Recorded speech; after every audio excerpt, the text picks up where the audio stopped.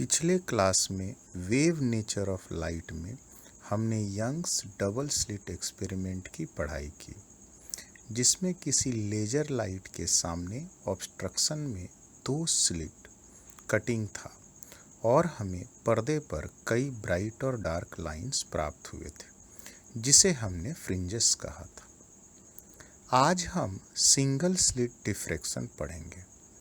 इसमें ऑब्स्ट्रक्शन में दो स्लिट के बजाय केवल एक स्लिट होता है और लेजर से निकला प्रकाश एक स्लिट से गुजरने के बाद हमें पर्दे पर ब्राइट और डार्क लाइंस देता है, जिसे फ्रिंजेस कहते हैं।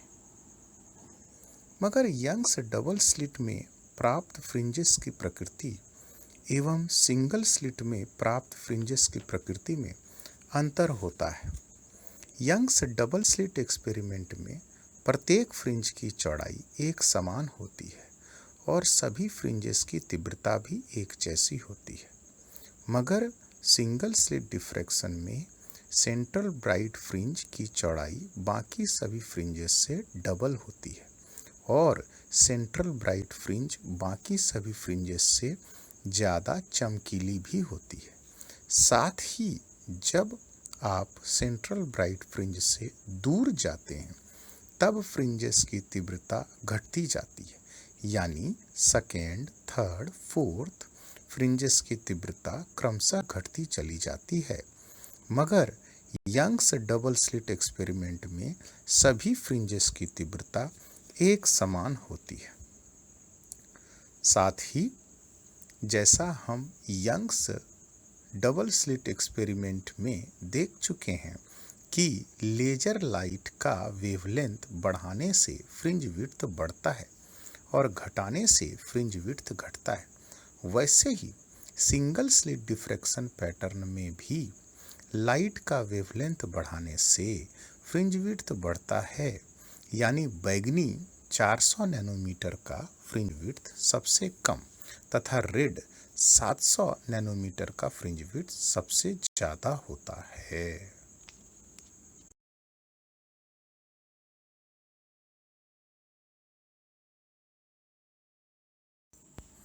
यह सिंगल स्लिट डिफ्रैक्शन पैटर्न का स्कीमेटिक रिप्रेजेंटेशन है, जहां हम देखते हैं कि लेजर लाइट एक बारीक कटिंग यानी स्लिट से टकराता है और उसके बाद पर्दे पर ब्राइट और डार्क पैटर्न बनाता है। सेंट्रल ब्राइट फ्रिंज सबसे ज़्यादा चमकीला और बाकी सबों से डबल थिकनेस का है। कोई फ्रिंज सेंट्रल ब्राइट फ्रिंज से जितना दूर है वह उतना ही लेस यानी कि कम ब्राइट है। स्लिट और स्क्रीन के बीच के दूरी को कैपिटल एल से रिप्रेजेंट करते हैं और स्लिट के कटिंग की चौड़ाई को डब्ल्यू से व्यक्त करते हैं। अब प्रश्न यह उठता है कि केवल एक स्लिट कटिंग होने के बावजूद हमें पर्दे पर इंटरफेरेंस कैसे प्राप्त हो सकता है, जबकि इंटरफेरेंस प्राप्त करने के लिए हमें दो वेव्स में कंस्ट्रक्टिव इंटरफेरेंस और डिस्ट्रक्टिव इंटरफेरेंस होना चाहिए।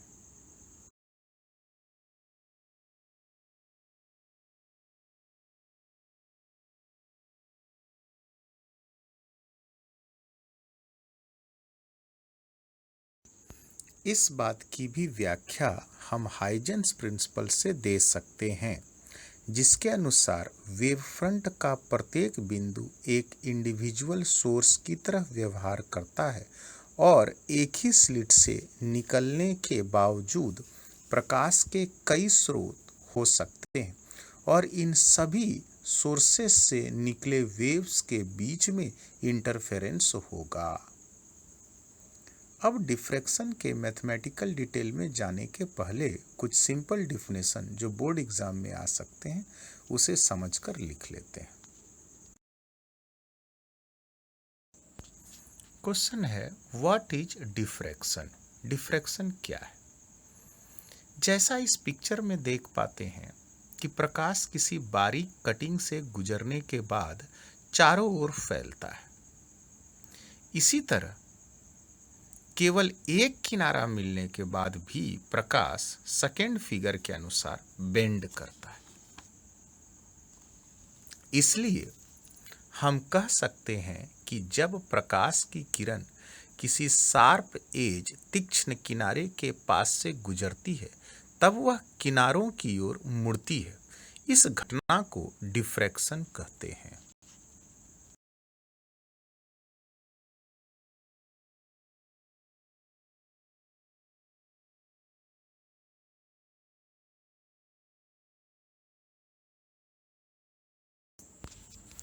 What are the different types of diffraction? Diffraction कितने प्रकार के होते हैं? मान लिया प्रकाश के स्रोत सोर्स और स्लिट के बीच की दूरी x है तथा स्लिट और स्क्रीन के बीच की दूरी y है।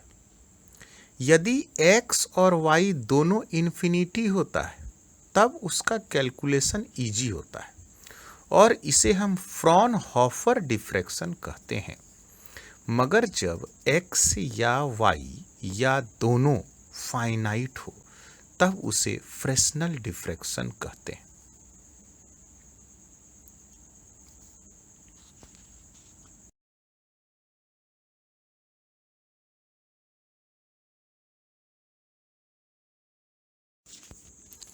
सिंगल स्लिट इंटरफेरेंस का इंटरफेरेंस पैटर्न डबल स्लिट से अलग होता है। सिंगल स्लिट के पैटर्न की निम्नलिखित विशेषताएं हैं।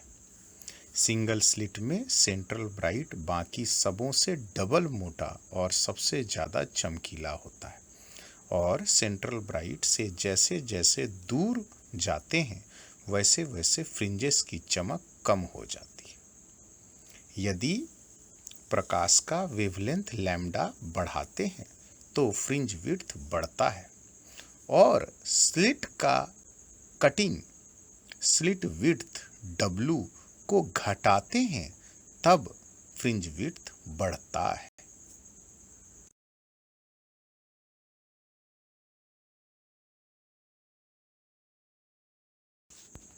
आप लोग इस फिगर को बहुत अच्छे से ड्रॉ कीजिए। हम आज इसी फिगर को अपने बेस्ट पॉसिबल वे में मैथमेटिकली समझने का प्रयास करेंगे।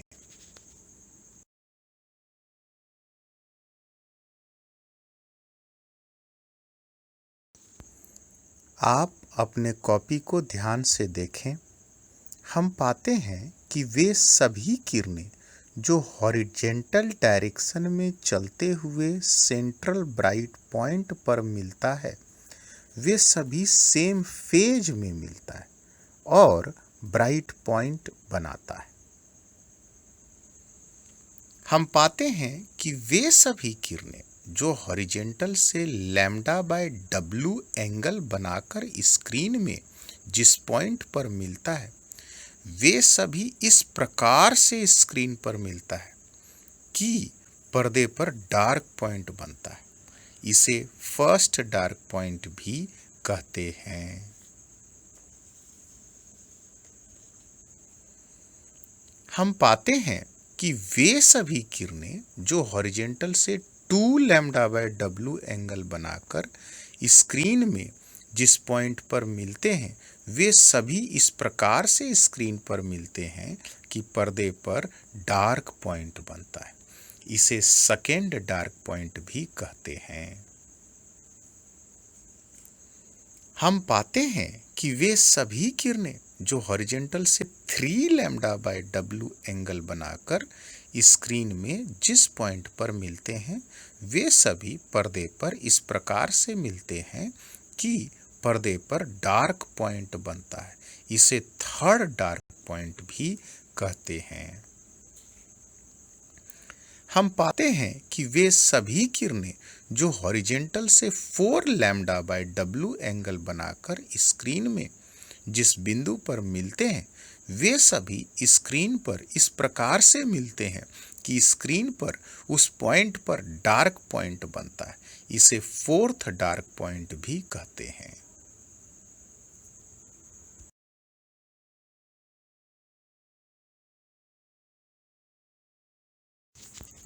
अब इन सभी केसेस का मैथमेटिकल एक्सप्लेनेशन देखेंगे।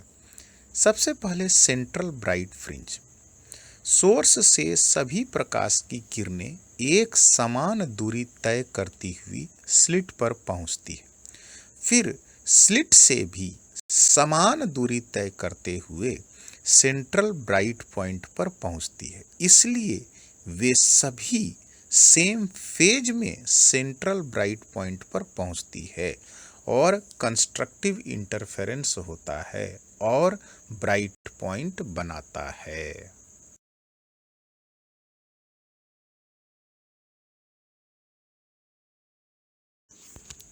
अब हमें हाइजेंस के सिद्धांत की मदद से साबित करना है कि जब लाइट रेज हॉरिजेंटल से theta is equal to lambda by W angle बनाकर पर्दे से टकराता है, तब पर्दे पर डार्क पॉइंट बनता है।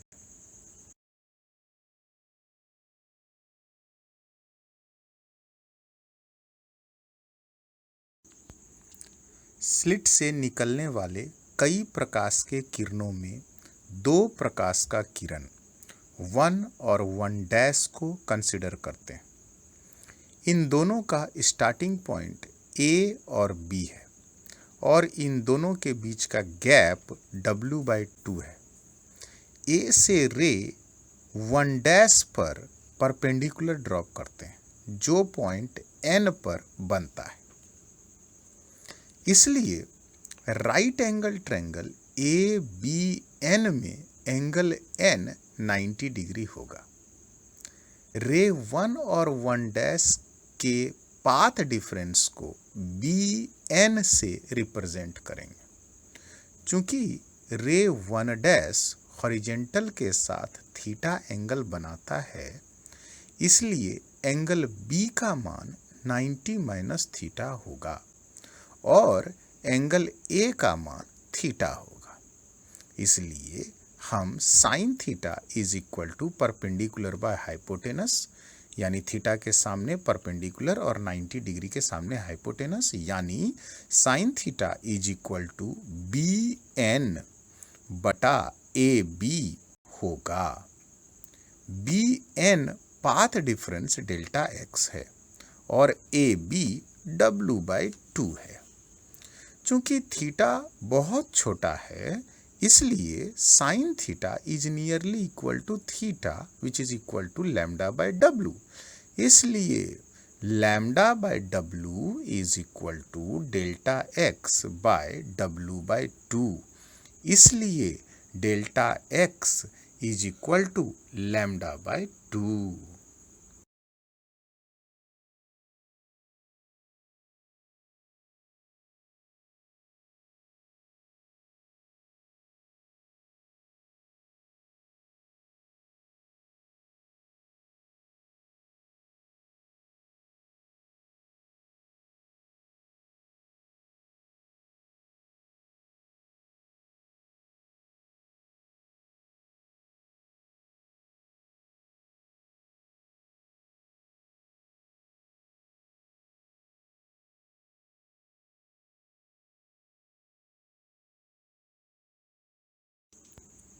अभी तक हमने देखा कि रे 1 और 1' के बीच का पाथ डिफरेंस, जिसे BN से रिप्रेजेंट करते हैं, उसका मान delta x is equal to λ/2 है। इसलिए हम कह सकते हैं कि W/2 डिस्टेंस से सेपरेटेड रेज 1 और 1' जब theta is equal to λ/w angle बनाकर पर्दे से टकराता है, तब उनका पाथ डिफरेंस λ/2 होगा, यानी उसका फेज डिफरेंस 180 डिग्री होगा और उन दोनों के बीच में डिस्ट्रक्टिव इंटरफेरेंस होगा और 1 तथा 1' एक दूसरे को कैंसल कर डार्क बनाएगा। मगर हम जानते हैं कि theta is equal to λ/w पर केवल 2 रेज 1 तथा 1 डैश ही नहीं बल्कि ढेर सारे रेज वहां पहुंचेंगे। इस हम 1 more pair of rays 2 and 2 dash को कंसिडर करते हैं। इनका स्टार्टिंग पॉइंट भी W/2 डिस्टेंस से सेपरेटेड है। वैसे ही राइट एंगल ट्रायंगल के एनालॉजी से हम कहेंगे कि 2 और 2 डैश के बीच भी path difference W/2 sine theta होगा, मगर sine theta is equal to λ/W है। इसलिए W/2 sine theta is equal to W/2 into λ/W is equal to λ/2 होगा। यानी रेज 2 और 2 डैश के बीच भी फेज डिफरेंस 180 डिग्री होगा और उनके बीच डिस्ट्रक्टिव इंटरफेरेंस होगा और 2 तथा 2 डैश मिलकर फिर से डार्क पॉइंट बनाएंगे। अब हम थर्ड पेयर ऑफ रेज 3 और 3 डैश को देखते हैं। 3 और 3 डैश के स्टार्टिंग पॉइंट का गैप भी W/2 है, यानी 3 और 3 डैश के बीच का path difference delta x is equal to W/2 sine theta, मगर sine theta is equal to λ/W। इसलिए path difference delta x is again equal to λ/2।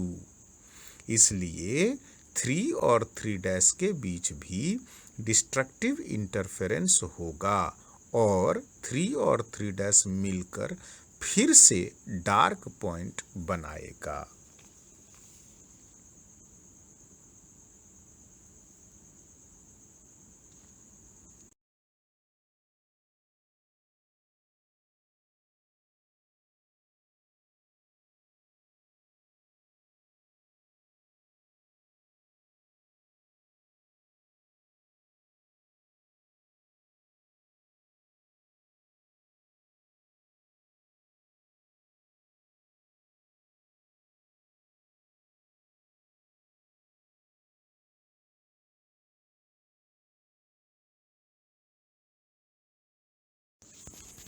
इस प्रकार हम पाए कि 1 डैश को डिस्ट्रक्टिव इंटरफेयर करेगा, 2 डैश को डिस्ट्रक्टिव इंटरफेयर करेगा, 3 डैश को डिस्ट्रक्टिव इंटरफेयर करेगा। यानी हम ऐसा कह सकते हैं कि अपर हाफ का प्रत्येक बिंदु का प्रकाश अपने से W/2 डिस्टेंस से ओरिजिनेट होते हुए प्रकाश के साथ डिस्ट्रक्टिव इंटरफेयर करेगा। अपर हाफ का प्रत्येक पॉइंट करस्पॉन्डिंग लोअर हाफ के पॉइंट के साथ डिस्ट्रक्टिव इंटरफेयर हो रहा है और फाइनली स्क्रीन पर theta is equal to λ/W distance पर सभी रेज एक दूसरे को कैंसल कर डार्क पॉइंट बनाएंगे।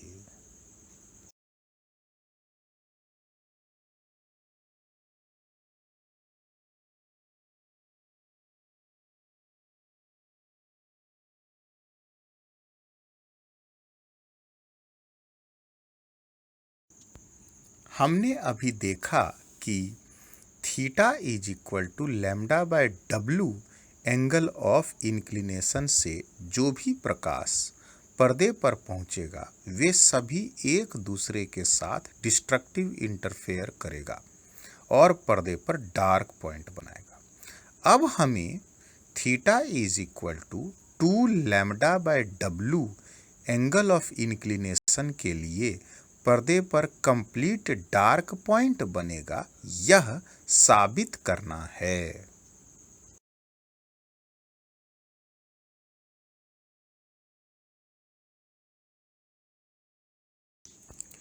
अब फिर से प्रकाश के 2 किरण 1 तथा 1 डैश को कंसिडर करते हैं।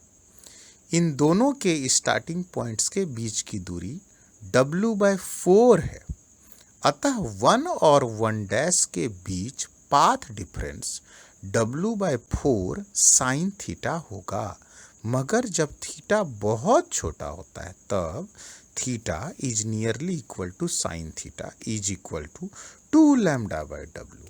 इसलिए path difference delta x is equal to W/4 into 2 λ/W। इसलिए एक बार फिर से डेल्टा एक्स पाथ डिफरेंस का मान λ/2 होगा।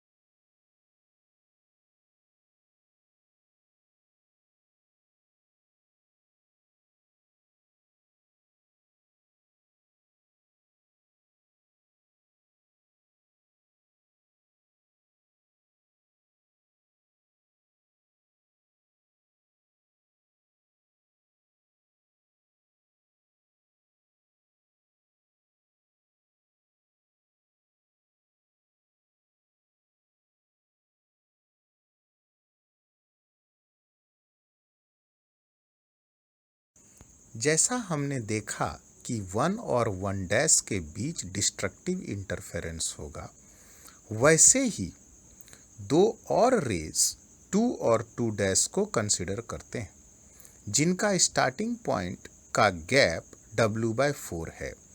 इसलिए 2 और 2 डैश के बीच का पाथ डिफरेंस भी W/4 sine theta is equal to W/4 2 λ/W is equal to λ/2 होगा, यानी 2 और 2 डैश के बीच भी डिस्ट्रक्टिव इंटरफेरेंस होगा।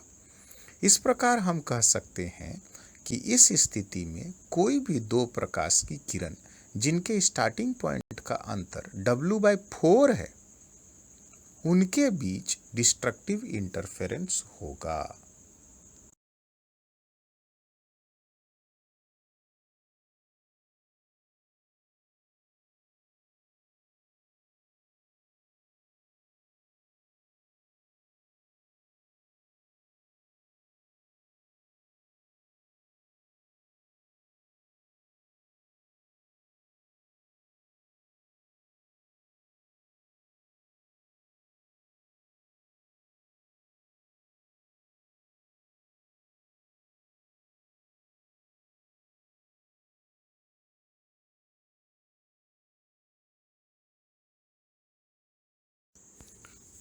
अतः हम पूरे स्लिट विड्थ W को 4 हिस्सों में बांटते हैं। प्रत्येक हिस्से की चौड़ाई W/4 है। हम कह सकते हैं कि फर्स्ट क्वार्टर का सारा रेज सेकेंड क्वार्टर के करस्पॉन्डिंग रेज के साथ डिस्ट्रक्टिव इंटरफेयर करेगा। इसी प्रकार थर्ड क्वार्टर का सारा रेज फोर्थ क्वार्टर के करस्पॉन्डिंग रेस के साथ डिस्ट्रक्टिव इंटरफेयर करेगा। और फाइनली हमें theta is equal to 2 λ/W पर कंप्लीट डार्क लाइन मिलेगा।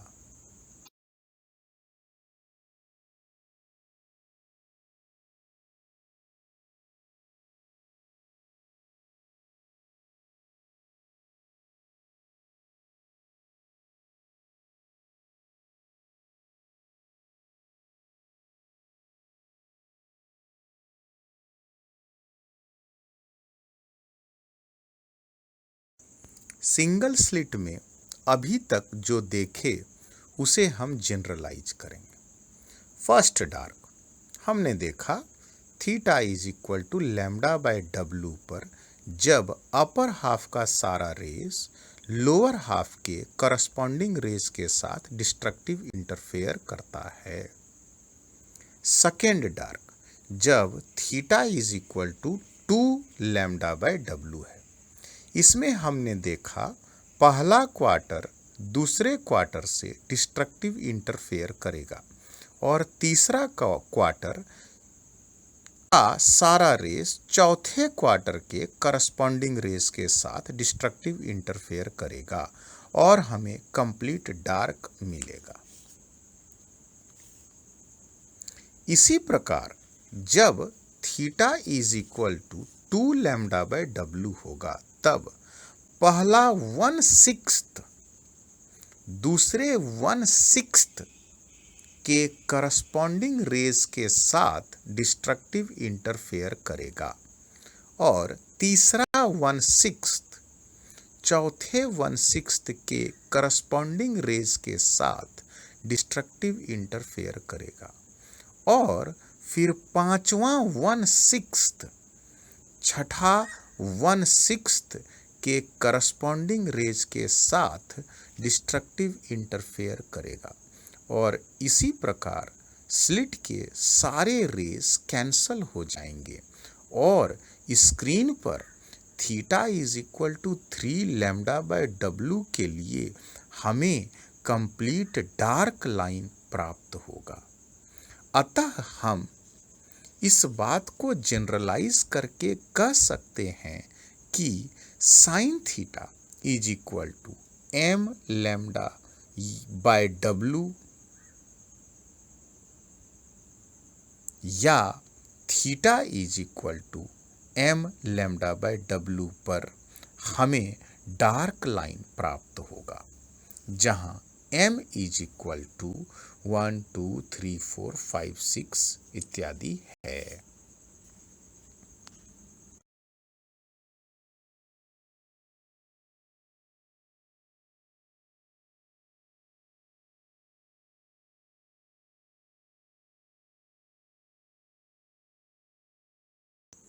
फाइनली एक बार फिर से हम इस इंटरफेरेंस पैटर्न को ऑब्जर्व करेंगे। हॉरिजेंटल से angle theta is equal to 0 पे ब्राइट, हॉरिजेंटल से angle theta is equal to lambda by W पे डार्क, हॉरिजेंटल से angle theta is equal to 2 lambda by W पे डार्क, हॉरिजेंटल से angle theta is equal to 3 lambda by W पे dark, horizontal से angle 4 lambda by W पे dark and so on. साथ ही central bright का thickness बाकी सभी fringes से डबल है, क्योंकि m इज इक्वल टू 0 या थीटा इज इक्वल टू 0 पर डार्क नहीं ब्राइट पॉइंट है।